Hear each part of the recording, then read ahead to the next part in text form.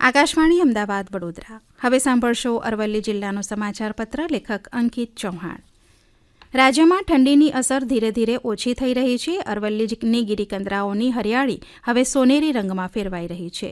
જિલ્લામાં હવે તાપમાનનો પારો વધી રહ્યો હોય તેવું લાગે છે. રાત્રે અને સવારે ઠંડીનો ચમકારો અને બપોરે ગરમીનો અહેસાસ લોકો અનુભવી રહ્યા છે.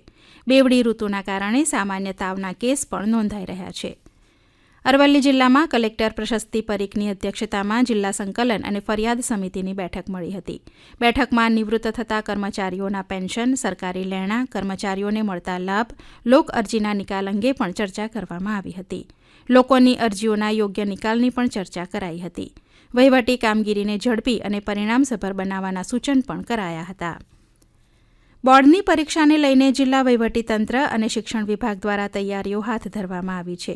શિક્ષણ મંત્રી કુબેર ડિંડોરની વર્ચ્યુઅલ ઉપસ્થિતિમાં બોર્ડ પરીક્ષાના પૂર્વ આયોજન અંગે વિડીયો કોન્ફરન્સ યોજાઈ હતી. આગામી 27મી ફેબ્રુઆરીથી બોર્ડની ધોરણ 10 અને ધોરણ 12 સામાન્ય પ્રવાહ અને વિજ્ઞાન પ્રવાહના ઉમેદવારોની પરીક્ષાઓ શરૂ થનાર છે. બોર્ડની જાહેર પરીક્ષાઓ 27મી ફેબ્રુઆરીથી 17મી એપ્રિલ દરમિયાન યોજાશે. પરીક્ષાની તૈયારી અંગે સમીક્ષા માટેની વિડીયો કોન્ફરન્સ સ્થાનિક સંબંધિત અધિકારીઓને માર્ગદર્શન આપવાના ભાગરૂપે શિક્ષણ મંત્રી કુબેર ડિંડોરની અધ્યક્ષતામાં અને રાજ્યકક્ષાના શિક્ષણ મંત્રી પ્રફુલ્લ પાનસેરિયા તથા શિક્ષણ વિભાગના અગ્રસચિવ મુકેશકુમારની વર્ચ્યુઅલ ઉપસ્થિતિમાં યોજાઈ હતી. અરવલ્લી જિલ્લામાં 3 ઝોનમાં સીસીટીવી કેમેરાની નજરે ધોરણ 10ની પરીક્ષામાં કુલ 27 કેન્દ્રોમાં 17,836 વિદ્યાર્થીઓ પરીક્ષા આપશે. ધોરણ 12માં સામાન્ય પ્રવાહમાં કુલ 14 કેન્દ્રોમાં 8,732 વિદ્યાર્થીઓ, જ્યારે ધોરણ 12ના વિજ્ઞાન પ્રવાહમાં કુલ 3 કેન્દ્રોમાં 1,728 વિદ્યાર્થીઓ એમ કુલ મળીને 44 કેન્દ્રો ઉપર 28,295 વિદ્યાર્થીઓ પરીક્ષા આપશે. અરવલ્લી જિલ્લામાં ખેતીવાડી ક્ષેત્રે ખેડૂતો કાઠું કાઢી રહ્યા છે. ધનસુરા તાલુકામાં ભવ્ય ચૌધરી નામના યુવાન ખેડૂતે 7 વીઘામાં ડોલર ચણાની ખેતી કરીને સફળતા મેળવી છે. ભવ્ય ચૌધરીએ એગ્રીકલ્ચરનો અભ્યાસ પૂર્ણ કર્યા બાદ ખેતીમાં ઝંપલાવવાનું નક્કી કર્યું હતું. તેમણે પરંપરાગત ખેતીની પદ્ધતિઓને બદલે આધુનિક ટેકનોલોજી અને વૈજ્ઞાનિક અભિગમ અપનાવીને ખેતી શરૂ કરી હતી.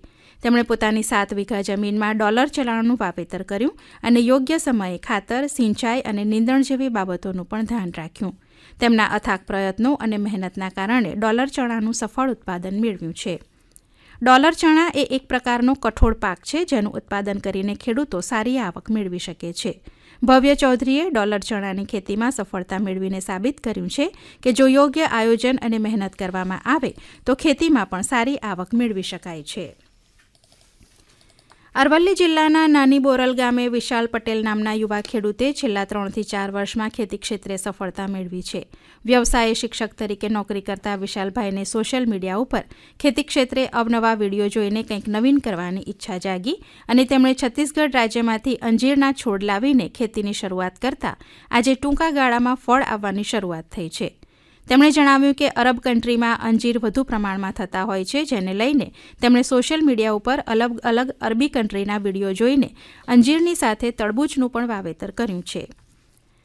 અરવલ્લી જિલ્લાના વિવિધ વિસ્તારોમાં ગંદકી દૂર કરવા જિલ્લા પંચાયત દ્વારા હેલ્પલાઇન શરૂ કરવામાં આવી છે. કોઈપણ વિસ્તારમાં ગંદકી જોવા મળે તો વોટ્સએપ નંબર 82 38 33 15 15 ઉપર ફોટા મોકલી શકાશે.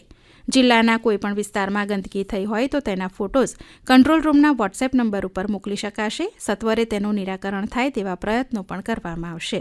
સ્વચ્છતાના અભિયાન અંતર્ગત જિલ્લા પંચાયત દ્વારા નવતર અભિગમ અપનાવાયો છે. અરવલ્લી જિલ્લા વિકાસ અધિકારીએ આ અંગે માહિતી આપી હતી. અરવલ્લી જિલ્લા રમતગમત વિભાગની કચેરી દ્વારા મોડાસા ખાતે મધ્ય ઝોન કક્ષાની હેન્ડબોલ ટુર્નામેન્ટ અને હોકી સ્પર્ધાનું સમાપન થયું. મધ્ય ઝોનમાંથી ભાઈઓ બહેનોની કુલ 54 ટીમ રમવા માટે આવી હતી, જેમાંથી 12 ટીમની રાજ્યકક્ષા માટે પસંદગી થઈ છે. મોડાસાની KN શાહ હાઈસ્કૂલ ખાતે હેન્ડબોલ ટુર્નામેન્ટના છેલ્લા દિવસે મોડાસા મામલતદારે ખેલાડીઓનો જુસ્સો વધાર્યો હતો. આ સાથે જ જિલ્લા શિક્ષણ સમિતિના ચેરમેન શાંતાબેન પાંડોર, જિલ્લા શિક્ષણ અધિકારી ડોક્ટર ઉષાબેન ગામિતે હાજર રહી ખેલાડીઓને પ્રોત્સાહિત કર્યા હતા. આપ સાંભળી રહ્યા હતા અરવલ્લી જિલ્લાનો સમાચારપત્ર. લેખક અંકિત ચૌહાણ. પ્રસારણ આકાશવાણીના અમદાવાદ વડોદરા કેન્દ્ર પરથી કરવામાં આવ્યું.